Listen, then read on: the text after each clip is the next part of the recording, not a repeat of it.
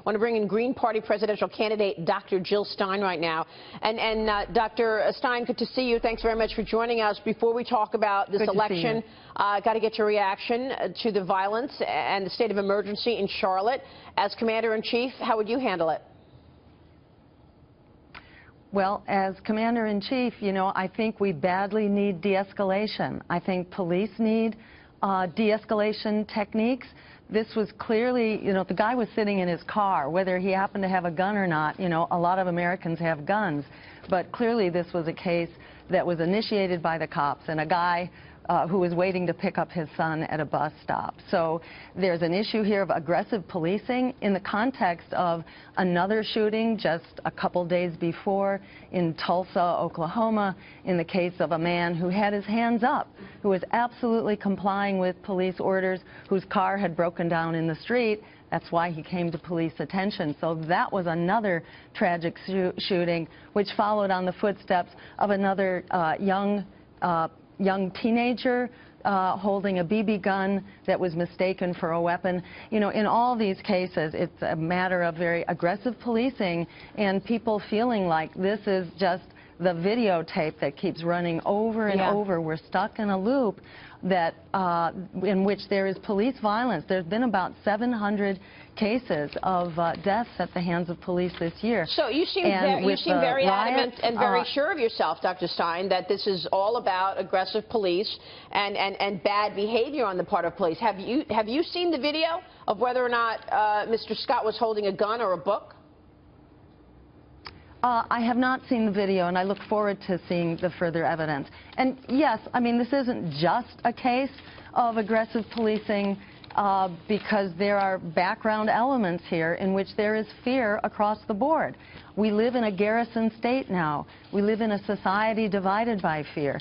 That's why we call not only for accountable policing and for community control, but also for a Truth and Reconciliation Commission so that we can sit down and get to the bottom of this fear, this hatred, this racism that is pervasive in our society. And in a society where everybody's got guns and everybody is quaking in fear, it's a setup for, you know, for tragedies like this. Well, President Obama has been criticized for jumping the gun and calling a situation before we actually have the details, which is why I asked you as Commander-in-Chief, how do you handle this? But you were very adamant that it's the police fault.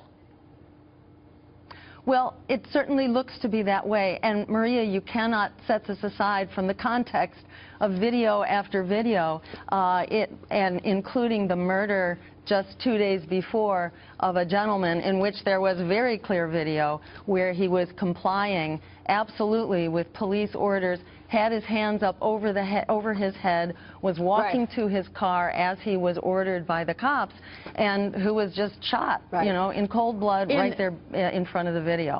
So unfortunately, we see video after video where there is aggressive, you know, and murderous policing. So you can't separate this from that context in which 700 people have died at the hands of police. Jill Stein, this is Dagan McDowell. In the case of the shooting in Charlotte, North Carolina, the police chief said adamantly that Scott was repeatedly warned to drop his gun when he got out of his car and then went back in. The officers gave loud, clear verbal commands, which were also heard by many of the witnesses, the police chief said. So are you saying he's lying? Well, what I'm saying is that this guy was sitting in his car, not hurting anybody. For some reason, the police were passing by and initiated a very aggressive encounter with him. Yeah, that's not what Dagan just read. In terms of what the police are saying, they do not believe that he was sitting in his car not doing anything. He had not done anything to people around him. People have guns in this society. Is that a crime? But when the police to have tell a gun? you drop the weapon, you know, this is not a crime in our society to hold a gun. So what was his crime that had initiated the police interaction with him? This was, you know, if the police story is true that he's sitting there with a gun, and we don't know that that's the case, but if that was true, why did the police initiate contact with him? You know, it's like in the case in Tulsa where we have clear documented evidence that this guy had his hands up in the air and was complying with police orders. Unfortunately, Maria, we see this in case after case. That's not to say that this is the whole story. We don't have the facts yet. But let's just say that people are up in arms and feel like they are on the firing line simply for sitting in their car while black. So if you were the president right now, you would be moving to punish the police? No, absolutely not. I would be moving to get the details on the case, but I would also be moving to address this underlying climate of fear in which these tragedies happen. Peter. Yeah, and I would be working with police to train them in de-escalation techniques, not aggressive intervention that precipitates this kind of a crisis. In addition to that, Dr. Stein, haven't you called for a Truth and Reconciliation Commission? And what is that commission going to look like? Is it a federal activity? And who would be on it? And what would they do?